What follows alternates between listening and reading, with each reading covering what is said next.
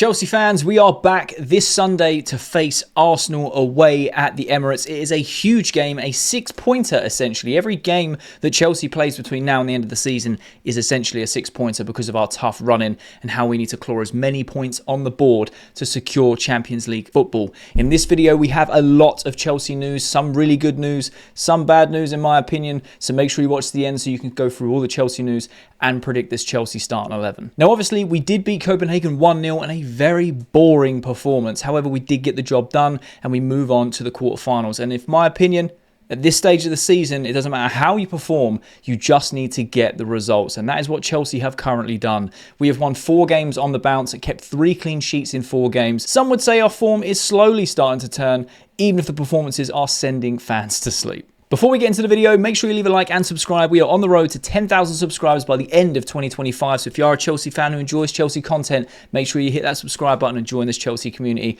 Let's get into the video. So let's get into the latest Chelsea news, and we start with a report from Chelsea, because Chelsea will face Liga Warsaw in the Conference League quarter-finals. Now, Copenhagen was meant to be a tough opponent. They were, really. We played abysmally. It was so boring it could have sent Chelsea fans asleep. However, we got the job done across both legs, and now we're into the quarter-finals against teams that are left in this stage on our side of the bracket are, in my opinion, considerably worse than Copenhagen. So there should be not a cakewalk. We still have to go out there, respect the opponents and get the results. But hey, it's a good draw for us. And the first leg is away on Thursday, the 10th of April. And the return is a week later at home, Thursday, the 17th of April. It'll be interesting. I think the home and away legs were based on whether or not Tottenham won or lost on the same night or something like that. But hey, we've got Liga Warsaw in the quarterfinals. It should be a good game and we should be able to get into the semi-finals. The next report is from Ben Jacobs, and he says Chelsea are in talks with Sporting for a 20-year-old defensive midfielder, Dario Asugo. Deal not done yet, but club-to-club talks are taking place. Now, I don't know too much about Dario Asugo. I'm not going to sit here and lie and say like I know everything about him. All I do know is we've been linked with him for quite a while. In the January transfer window and at the end of the last summer window, his name was coming up more and more. So I feel like Chelsea have been pursuing this for a long time, and it looks like he'll be another youngster that we do sign in the summer windows if things go our way. We seem to be wanting to raid Sporting Lisbon right now, so it'd be very interesting to see what happens. Next, we have a report from Fabrizio Romano, and this is the big story of the day. This took everyone by surprise, myself included.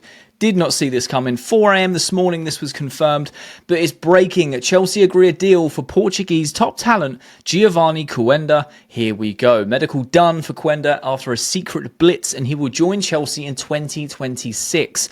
Club to club, an agreement completed with Sporting, and Quenda said yes to the Chelsea project and Enzo Maresca's plans. Now, I know nothing about this kid. All I do know is he's spending a lot of money on a very young, talented player. So if we think back to Willian Esteval and how we spent loads of money on him, and we kind of like, yeah, this guy's going to shine, and he's been playing so well over in South America or in Brazil, and we're now getting him this summer. We're going to get this dude 2026. It looks like the sporting directors are trying to cook something special, so it'll be interesting to see how it plays out. Following on from that is a report from David Ornstein, who says Chelsea will pay in the region of 37.7 to 41.9 million for GEOVANY QUENDA, and he will sign a 7+1 year deal. He will then move to Stamford Bridge in July 2026, and they intend to deploy him as a pure winger, giving he is equally comfortable on either side. So essentially, you're going to have Cole Palmer in the middle, Esteval one side, and QUENDA the other in just a couple of seasons' time. Obviously, we've got Kennedy Paez or Kendry Paez. I don't know why I call him Kennedy.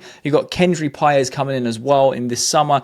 It looks like we're going to have a lot of talent. Again, very, very young. It'll be interesting to see how we mix in that experience with that young talent, if we do even mix in any experience, because you know what these sporting directors are like. They just like chasing younger talent. So it'll be very interesting. Like I said, I don't know too much about this guy. Apparently, he's like a wonder kid for Sporting. And it looks like we're trying to raid Sporting right now. The cherry on top would be to go for Victor Gyökeres. Then we'd have an established number 9 who can score goals, some talent, and a good defensive midfielder who can finally give Caicedo a bit of a break. Next up, we have a bit of bad news from Chelsea, or at least in my opinion anyway. Enzo Maresca has confirmed that Robert Sanchez will start against Arsenal, and he has also gone on to say that Robert Sanchez is Chelsea's #1 goalkeeper again. Maresca elaborates on this report by saying, yes, it will be Robert playing against Arsenal. I've said many times we are happy with both goalkeepers, but sometimes you have to be flexible. Since we started, the idea wasn't to change the goalkeeper, but you have to be flexible. We do this with the game plan, the way we want to attack and defend, but we also have to be flexible with the players in terms of changing the personnel. Enzo Maresca has also gone on to confirm that Sanchez is the new #1 goalkeeper for Chelsea. I've run out of words for Sanchez. Run out of words for him. Over 5 errors leading to goals in the top 5 leagues. Statistically, he gives me anxiety. He can't distribute the ball. Yes, he's a good shot stopper. I'm not denying that. He is a good shot stopper, but I don't think that warrants the silly mistakes, the pass into the opposition, to the goalkeeping awareness of his positioning is just all over the place. We were screaming for Jorgensen, and I've had some Chelsea fans get back to me already and say, yeah, but we're screaming for Jorgensen, and he's actually worse than Sanchez, and I'm yet to see how. Yes, Jorgensen had that mistake against Villa, and he has looked shaky in some games, but his distribution at the back is just so much better, and he can pull off a world-class save. We've seen it time and time again. But hey, Enzo Maresca wants to have Robert Sanchez as the #1 goalkeeper. I mean, to be fair, for me, I'd have Jorgensen. That is what I would go for. But if he was to go to Sanchez, that just makes the Arsenal game wide open, in my opinion. Because Arsenal don't have a striker. We're putting in Sanchez, which out of the two, I just wouldn't have in goal. I'm just not his biggest fan. Yes, he's played well in the last couple of games. Granted, we know he can play well. He's just very inconsistent and has so many mistakes in him. So the Arsenal game will be interesting. That's it for the Chelsea news. Let's get into predicting this Chelsea starting 11. And we already know the answer for one of the positions due to Enzo Maresca confirming it.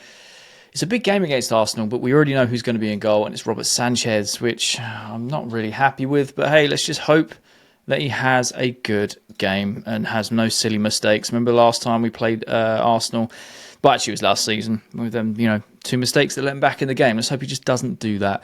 I mean, hey, I don't want to be negative. I'm a very optimistic fan. I do feel like we can get a result out of this game. Arsenal have their injury problems, haven't been the best of form. We've slowly turned our form around, winning 4 in the last 4, keeping some clean sheets. I think it's 3 in the last 4.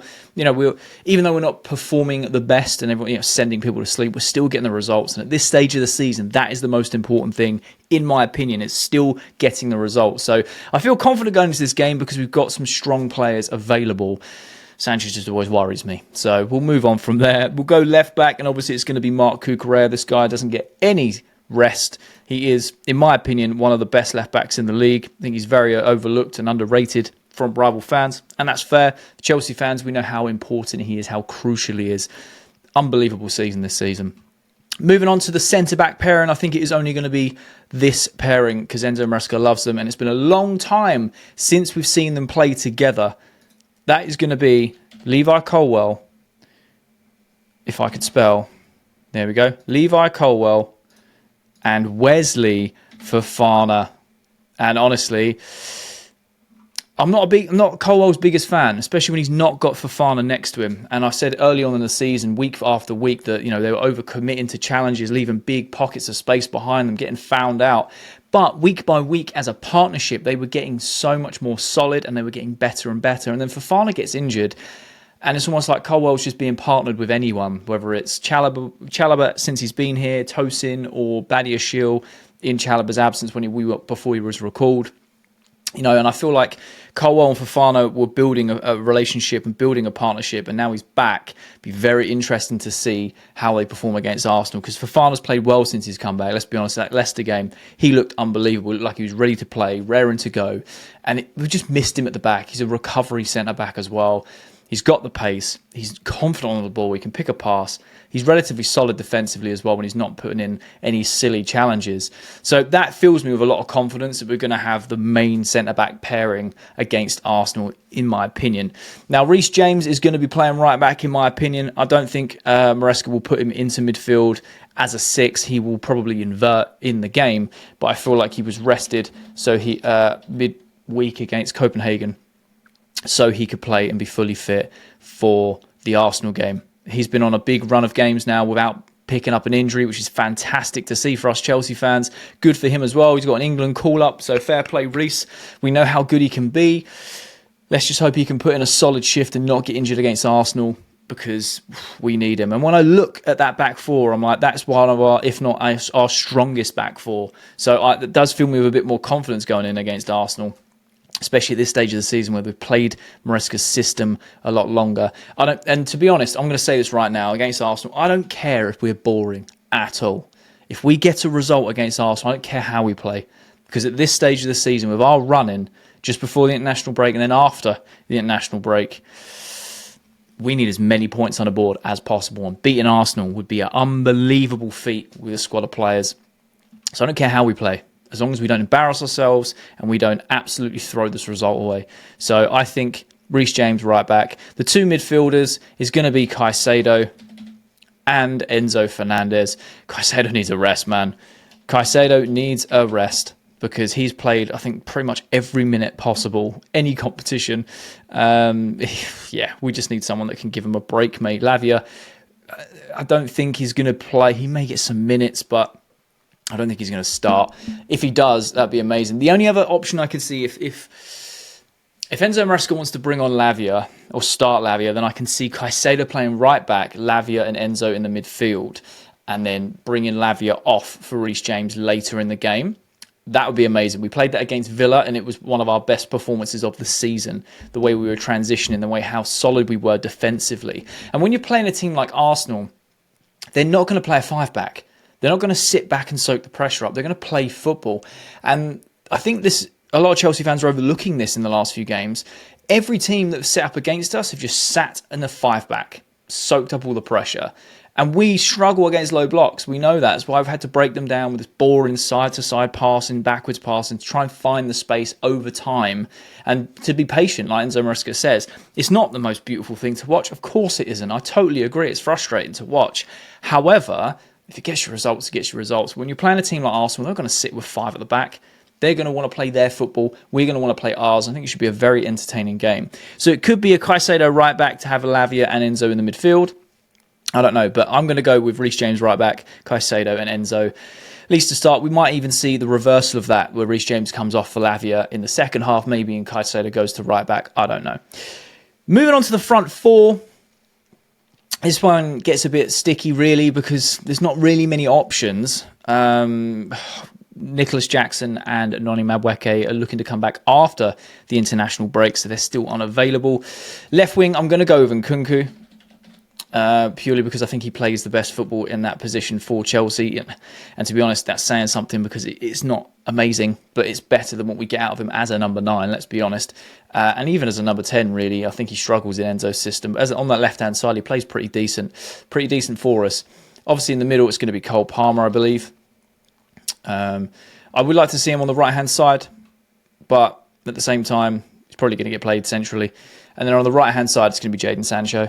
And I know a lot of people are on Sancho's back at the moment, saying he's not performing as well, he's not as clinical, send him back to United. I kind of feel for the guy because I think he's fantastic. He started the season so very well. And when you look at his output, all the assists he was getting, he got a couple goals. People are like, yeah, well, why haven't we seen that from him in ages? To be honest, we've not seen any of that type of output from any of our players since mid-December because people know how to set up against us. I don't think it's a Sancho problem. I still think he comes on and puts a shift in. He is a very safe attacker. I will give you that. Do you know what I mean? And I totally agree. He does always like to go backwards and side to side. And sometimes he's scared to take a man on.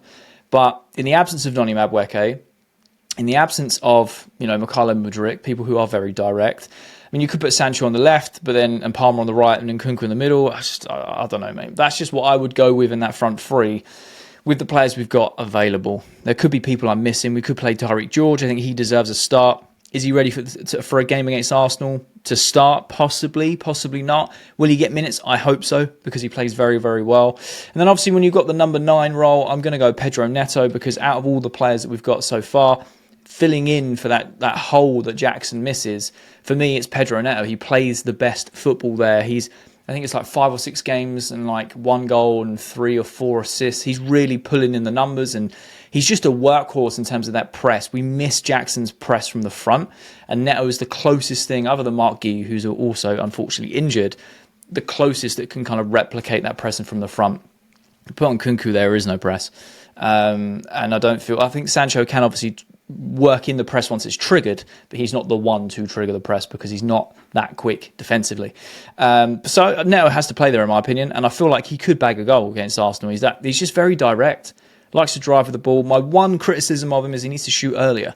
He likes to hold on to the ball a bit longer to try and get like a golden opportunity rather than just taking a half opportunity, which could be a goal.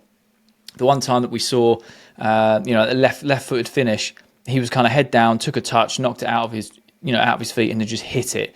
Whereas against Copenhagen, he had that similar opportunity, but he just held onto the ball too long and looked for a penalty, which was very, very soft. But minor critique on Neto. I think his pressing's fantastic, and I think he is filling in that hole as best as we can with the players we've got available, at least. So that is who I would go for my Chelsea 11 against Arsenal. So that is my predicted Chelsea 11 to face Arsenal this Sunday at the Emirates in the Premier League. Do you agree or do you disagree? Let me know your thoughts and opinions down below in the comment section. I love having a conversation with you guys. Like I said earlier in the video, this stage of the season, it's all about results. I don't care how we perform against Arsenal as long as we get a result that we're after. As long as we don't embarrass ourselves or lose, I am happy with that. I'm happy with that, especially this stage of the season. We go into the international break on a high. We have the return of Noni and Nicholas Jackson when we come back from the international break for the last stretch of the season. So let's see how we get on. And if you did watch this far to the end of the video, there'll be a thumbnail that pops up on the screen. So if you are a Chelsea fan who enjoys Chelsea content, make sure you hit that thumbnail because you'll enjoy that video too.